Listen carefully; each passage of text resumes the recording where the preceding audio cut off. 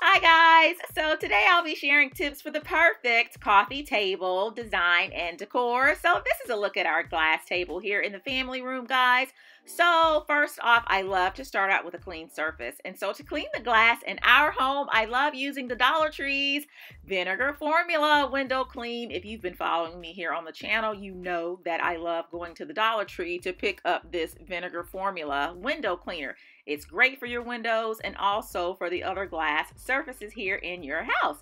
So guys, to make the task of decorating this table here in our family room easy, I've decided to divide the table up into fours. As you can see, it's a really large table. And so I like to start with what I call my anchor pieces first. Okay, those are going to be your larger pieces that are really going to bring your table together. And I've started with this really big mirrored tray from Z Gallery. And what's important, guys, is the fact that I have left room around the perimeter of the tray. I have not pushed my tray all the way to the edge of the table. All right, guys, so my next anchor piece is going to be this Greek plaster shell. I love that it tones down some of the reflective properties of the table and the tray.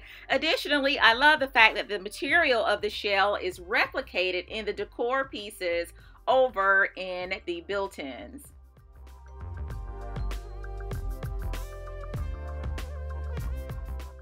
And again, guys, just like with the tray, I have not pushed the shell all the way to the edge of the table. You do want to leave a little bit of room for your drinks and coasters.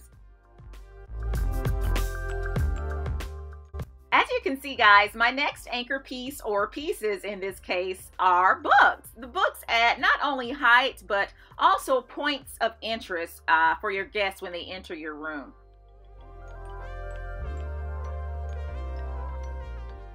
And I hate to sound repetitive, guys, but as you can see, the books, just like the tray and the shell, are not pushed to the edge of the table.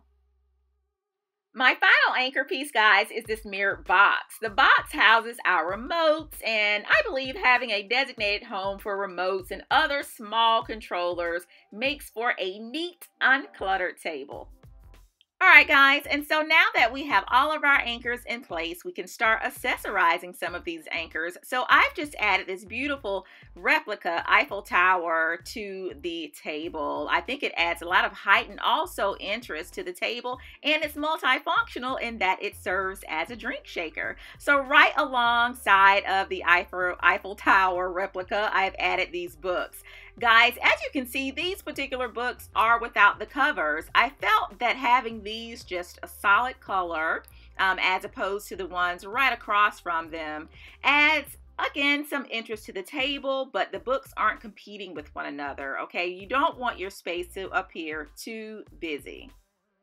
To finalize the tray, guys, I added something organic. Now, while the plant is faux, I feel it still brings a bit of life to the table. I also love the fact that the material that is used in the container of the plant mimics the almost Greek-like plaster that was used there in the shell. And so it kind of keeps the materials that are used here on the table really consistent.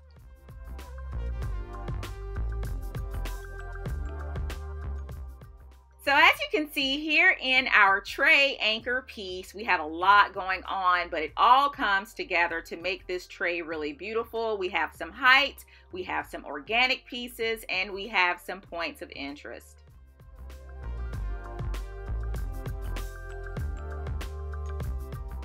So guys, if we move over to the first set of books on the table, you'll see that I've added a bit of architectural detail by adding this geometric shaped piece atop the books.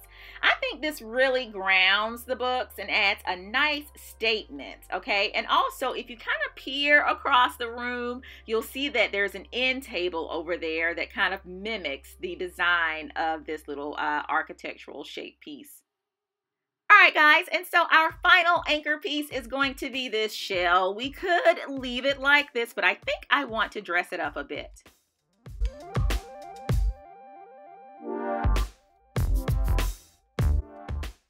So I know I stated earlier that I love the shell because it kind of toned down the reflective pieces on the table, but I think adding these little orbs kind of connects all of the pieces together by giving it a few reflective qualities of its own. And so guys, here it is in all its glory. That is the coffee table here in the family room. Really simple to do. There's still room on the table for all of your drinks and other little refreshments when you have guests over, but I just love the way it turned out. Just really simple to do.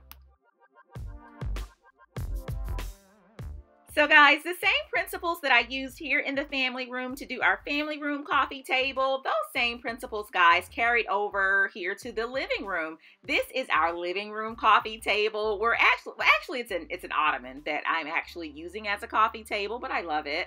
All right, so there is height here on this table. There's points of interest. There's an organic piece. It's a faux organic piece, but nevertheless, I really feel that it really livens up the space. The colors used on this coffee table mimic some of the colors that are used in other parts of the room, so I really love that table. This, guys, is our coffee table down in the basement. Again, points of interest. There's an organic piece there, but it's still an organic piece. It brings life to the space. I think organic pieces down in the basement are really key. You know, basements can tend to be kind of closed in or dark, so bringing life into the basement is always a good idea. But there's some architectural details in the pieces here, so just really love the way these coffee tables turned out.